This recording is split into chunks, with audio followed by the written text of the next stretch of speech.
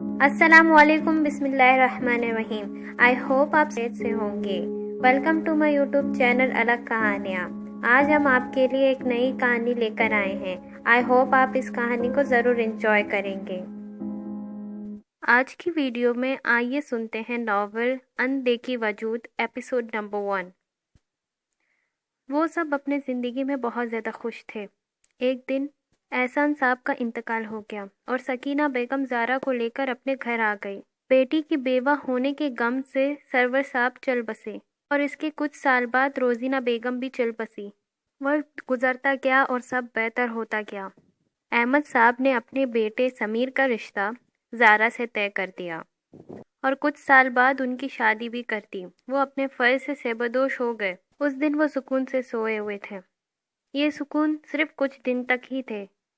کچھ دن بعد احمد صاحب روزینہ بیگم کے ساتھ کہیں جا رہے تھے تو ان کا ایکسیڈنٹ ہو گیا۔ ان کے گاڑی کا ایکسیڈنٹ بہت برا ہوا۔ وہ اس ایکسیڈنٹ میں اپنی جان کی بازی ہار گئے۔ اس خبر نے سکینہ بیگم کے سر پر غموں کا پہاڑ توڑا۔ ماں باپ، شوہر، بھائی اور بھابھی سبھی جل بسے۔ ہمت تھی ان کی جو اب تک جی رہی تھی۔ وقت ہر چیز کا مرہم ہوتا ہے۔ وقت گزرتا گیا اور یہ زخم بھی بڑھتا گیا۔ پھر سمیر کا ٹرانسفر اسلام آباد میں ہو گیا۔ وہ سکینہ بیگم کے ساتھ ساتھ اور زارا کو لے کر وہاں سیٹل ہو گیا۔ آفس کی طرف سے انہیں ایک کاٹیج ملا۔ جن کے شفٹ ہونے کے ایک ہفتے بعد زارا کے ساتھ عجیب و غریب واقعات ہونا شروع ہو گئے تھے، جسے زارا نظر انداز کرتی ہی جا رہی تھی، لیکن وہ غلطی اس کی بہت ہی بڑی غلطی تھی۔ واہ سمیر، اتنی زبردست اور امیزنگ جگہ ہے، زارا نے ادھر ادھر نظر دوڑاتے ہوئے کہا۔ ہاں، جتنی حسین یہ جگہ ہے یہاں اتنے ہی حسین جانور بھی تو ہیں۔ بی کیئرفل، اگر ان کا ناشتہ نہیں بننا ہے تو جلدی اندر چلو۔ میں نہیں چاہتا میری خوبصورت بیوی ان جانوروں کا ناشتہ بنے۔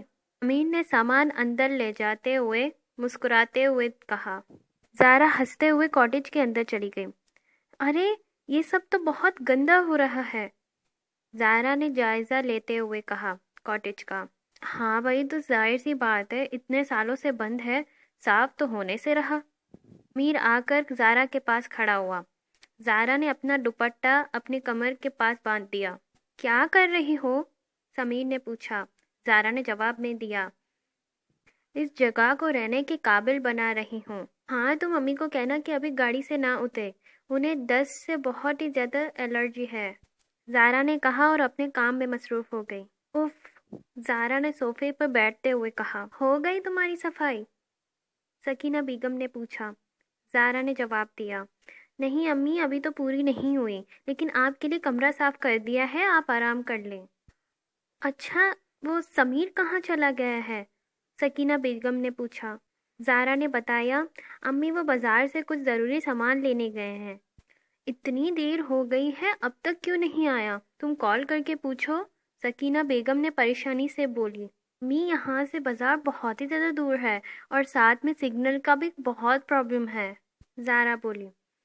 ارے یہ سمیر ہمیں کیسی جگہ لے کر آیا ہے، سکینہ بیگم نے کہا۔ امی، اتنی پیاری جگہ تو ہے، دیکھیے نا، ہر جگہ ہریالی ہریالی ہے، میرا تو کب سے خواب تھا کہ میں کسی ایسی جگہ رہوں، زارا پرجوشی سے بولی۔ یہ بھی کوئی جگہ ہے؟ شہر سے نکلو، یہاں آؤ تو دیکھو کہ ہر جگہ صرف جنگل ہی جنگل ہے اور کچھ نظر ہی نہیں آتا، سکینہ بیگم نے منہ مناتے ہوئے کہا۔ امی، یہی تو خاصیت ہے اس جگہ کی، ہر طرف دیکھے کتنا سکون ہے، زارا نے آنکھیں بند کرتے ہوئے کہا۔ السلام علیکم۔ جی، کیا باتیں ہو رہی ہیں؟ سمیر لانچ میں آتے ہوئے بولا۔ وعلیکم السلام، کچھ نہیں، بس آپ کا ہی انتظار کر رہے تھے، زارا نے مسکراتے ہوئے جواب دیا۔ چلے امی، کھانا کھا لیتے ہیں، پھر آپ اپنے کمرے میں جا کر آرام کر لیں، زارا نے سمیر کے ہاتھ سے سامان لیتے ہوئے کہا۔ ٹھیک ہے، سکینہ بیگم نے جواب میں بولا۔ کھانے سے فارغ ہو کر سب اپنے اپنے کمروں میں سونے کے لیے چل دیے۔ دسمبر کی سرد راتوں میں چاند بادلوں میں اور چھپا ہوا تھا، ہر کوئی اپنے بستر پر سکون سے سو رہا تھا۔ رات کی خاموشی عروج پر تھی۔ اچانک اس خاموشی میں آتش پیدا ہوئی اور کسی کی رونے کی آواز پر ان کی آنکھیں کھلی۔ یہ کیسی آواز ہے؟ سارا اٹھ کر بیٹھ گئی۔ آس پاس نگاہیں دوڑائی تو کمرہ تاریکیوں میں ڈوبا ہوا تھا۔ نے ہاتھ بڑھا کر لیمپ آن کیا تو کمرے کے کچھ حصے تھوڑے سے روشن ہونے لگے۔ آواز اب بھی مسلسل آ رہی تھی۔ وہ اٹھ کر کھڑکی کی طرف آئی، کھڑکی کو کھول کر اس نے باہر جھانکا۔ یہ کون ہے؟ درخت کے پاس اسے کسی کا وجود محسوس ہوا۔ ہمت کر کے وہ نیچے چلی گئی۔ لان میں پہنچ کر وہ درخت کی جانب اپنے قدم بڑھا رہی تھی۔ کون ہو سکتی ہے یہ لڑکی؟ اس وقت یہاں کیا کر رہی ہوگی؟ یہ رو کیوں رہی ہے؟ میں پوچھتی ہوں اس سے۔ اسے اس کے بارے میں جاننے کا تجسس ہوا۔ یہ تجسس اسے اس کے پاس لے گیا۔ کون ہو تم اور کیوں رو رہی ہو؟ درخت کے پاس پہنچ کر اس نے ہمت کر کے پوچھا۔ وہ درخت سے ٹیک لگائے اور گھٹنوں کو سر کو دبائے بیٹھی ہوئی تھی، رو ہی جا رہی تھی۔ جواباً اس نے سر اٹھا کر دیکھا۔ ایک زوردار چھینک کے ساتھ وہ وہیں بے ہوش ہو گئی۔ کہ بے ہوش ہوتے ہی وہ لڑکی زور سے ہنسی اور وہاں سے غائب ہو گئی۔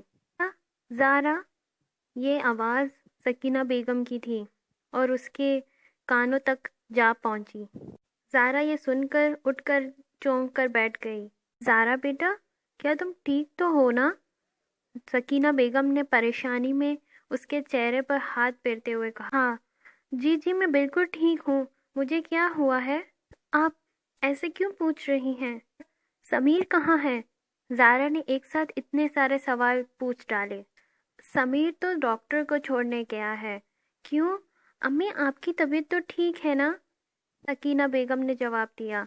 میں تو ٹھیک ہوں زارا میری جان، لیکن تمہیں کیا ہوا تھا؟ تم ہمیں صبح لان میں بے ہوش پڑی ملی تھی۔ تم کیا کرنے گئی تھی لان میں؟ سکینہ بیگم نے پوچھا۔ میں لان میں؟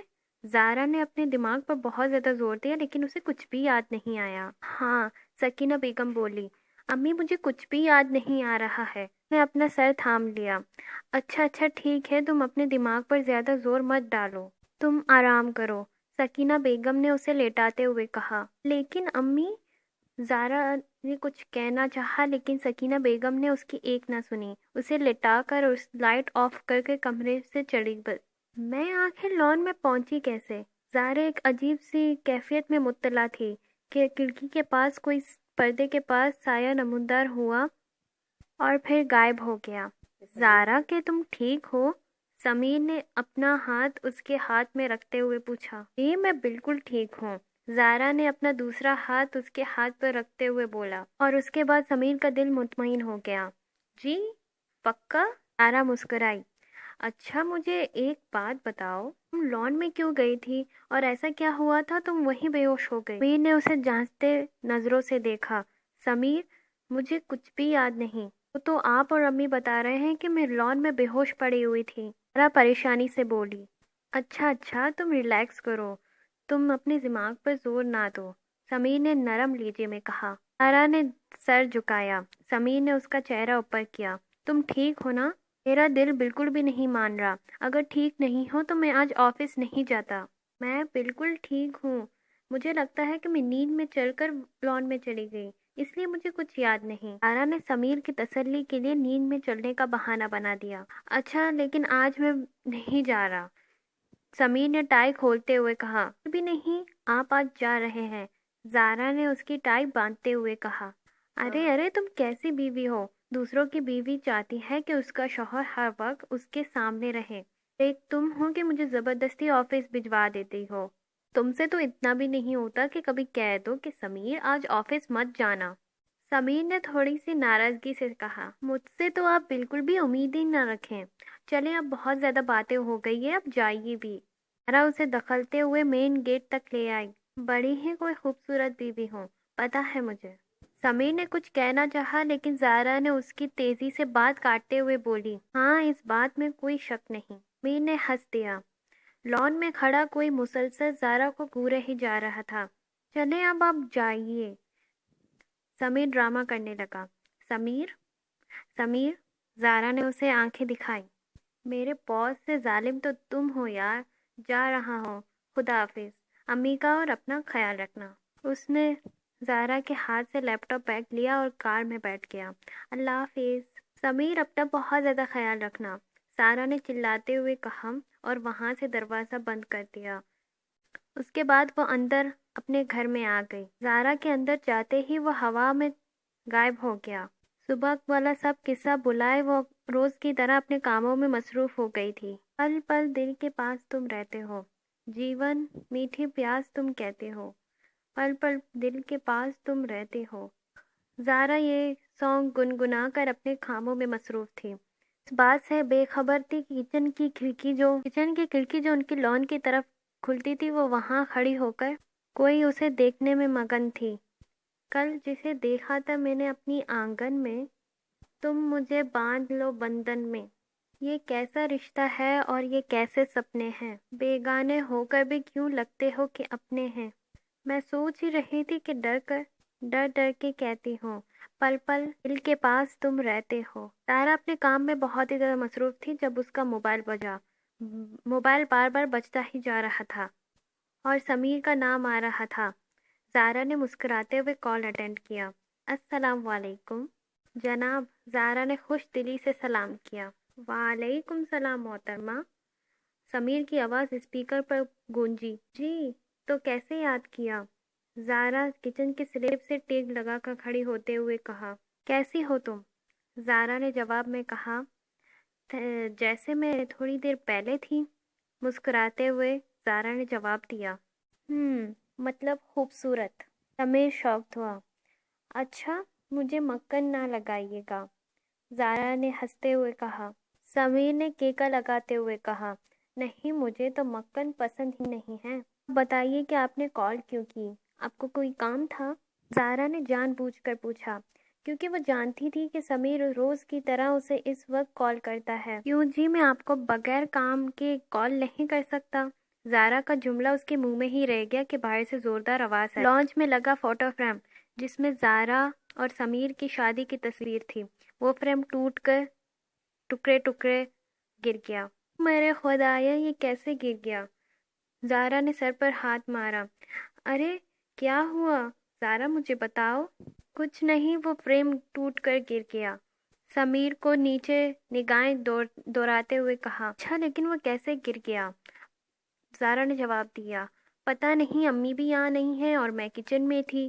ہاں اچھا چلیں ٹھیک ہے، میں آپ سے بعد میں بات کرتی ہوں، یہ سب میں خود ہی صاف کر لوں گی، زارا نے کانچ کے ٹکڑے دیکھتے ہوئے کہا۔ اچھا ٹھیک ہے، لیکن دھیان رکھو کہ کہیں ہاتھ میں ہی نہیں لگ جائیں۔ ٹھیک ہے جناب، جو آپ کا حکم، زارا نے مسکراتے ہوئے کہا۔ اللہ حافظ، رکھیے گا اپنا، سمیر نے مسکراتے ہوئے کال کر دی۔ زارا نے اپنا فون ٹیبل پہ رکھ دیا اور ایک نگاہ فرش پر دوڑائی اور پھر جھاڑو لا کر صاف کرنے لگی۔ کانچ کے ٹکڑے اٹھاتے وقت ایک کانچ کا ٹکڑا اس کی انگلی میں گھس گیا۔ کچھ زارا دبی دبی آوازوں میں بولی۔ زارا کی انگلی سے کافی خون بہنے لگا۔ زارا نے جب اپنی انگلی دیکھی سا گھبرانے لگی۔ اس کے بعد اس نے یہ سب نظر انداز کر دیا اور کانچ اٹھا کر ڈسٹ بن میں ڈال دیے اور وہ واپس گھر کے اندر آ گئی۔ زارا کے جیسے ہی گھر کے اندر آنے کے بعد ہی وہ ڈسٹ بن کے پاس گیا۔ وہ شیشہ اٹھایا جس پہ زارا کا خون گرا ہوا تھا، خون کے قطرے اپنے ہونٹوں پر رکھ دیے۔ کیا ہوا زارا؟ یہ آواز کیسی تھی اور آپ کے ہاتھوں سے خون کیوں بہہ رہا ہے؟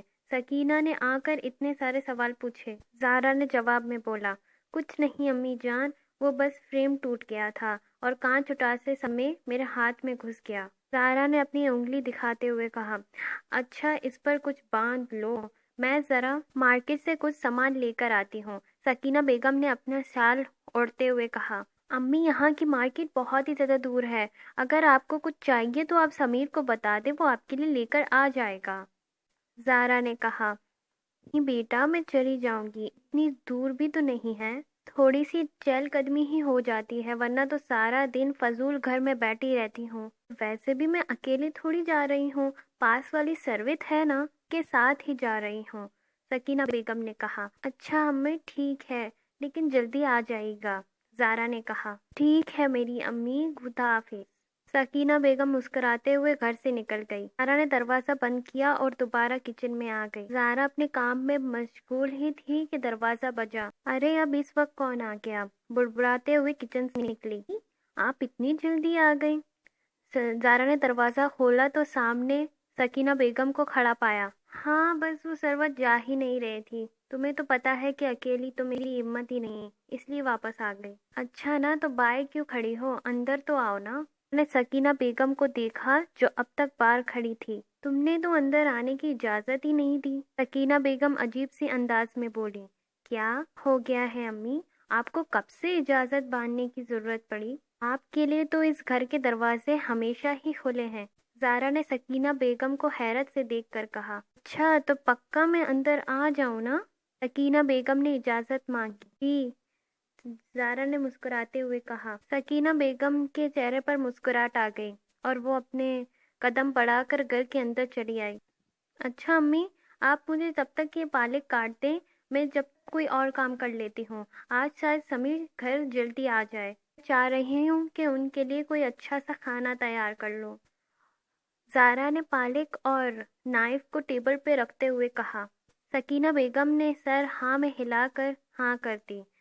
सकीना बेगम के हाँ करने के बाद ज़ारा ने शुक्रिया कहकर कमरे में चली गई। कसम से यार, इतना तो कोई बच्चा भी नहीं फैलाता जितना ये फैलाते हैं। हद है, ज़ारा ने कमरे का जायजा लेते हुए कहा। आहिस्ता आहिस्ता ज़ारा सब कुछ समेटने बैठ गई और उसके बाद वो थक कर बेड पर बैठ गई। ज़ारा को ऐसा महसूस हुआ जैसे कि उसके बाल उड़ रहे हैं, जैसे कि कोई फूंक मार रहा हो। ज़ारा ने इधर उधर नजर दौड़ाई लेकिन पूरे कमरे में उसके सिवा और कोई भी नहीं था। ना ही उसके रूम का पंखा खुला हुआ था और ना ही खिड़की खुली हुई थी और ना ही कहीं और से हवा आ रही थी। ज़ारा ये सब सोच ही रही थी कि फौरन से बेल बजी। लगता है कि समीर आ गए हैं, ज़ारा ने सोचा और फौरन दरवाज़ा खोलने चली गई। ज़ारा के बाहर कमरे से निकलने के बाहर ही कमरे में काला धुआं उड़ना शुरू हो गया। ज़ारा ने मुस्कुराते हुए दरवाज़ा खोला लेकिन सामने खड़ी शख्सियत देखकर की मुस्कुराहट हैरानी में तब्दील हो गई। सॉरी बेटा, आने में थोड़ी देर हो गई। सरवत मुझे अपने घर ले गई थी। उसकी बेटी चाय बनाकर ले आई थी और मैं मना नहीं कर सकी। सकीना बेगम ने घर में दाखिल होते हुए कहा। अम्मी आप? ज़ारा ने कहा। अब आप मुझे कमेंट सेक्शन में बताइए कि आपको क्या लगता है कि आगे क्या होने वाला है। होप आपको ये कहानी अब तक इंटरेस्टिंग लग रही होगी। आगे क्या होगा आपको इसके लिए एपिसोड 2 का वेट करना पड़ेगा। शेयर करना चाहते तो नीचे इंस्टाग्राम के लिंक पर आप मुझे फॉलो करके मैसेज कर सकते हैं। और आपको नई वीडियो चाहिए तो बेल आइकन ज़रूर दबाइएगा और इतनी मेहनत से बनाई हुई वीडियो को लाइक और कमेंट करना बिल्कुल भी ना भूलिएगा। Thanks for watching. शुक्रिया।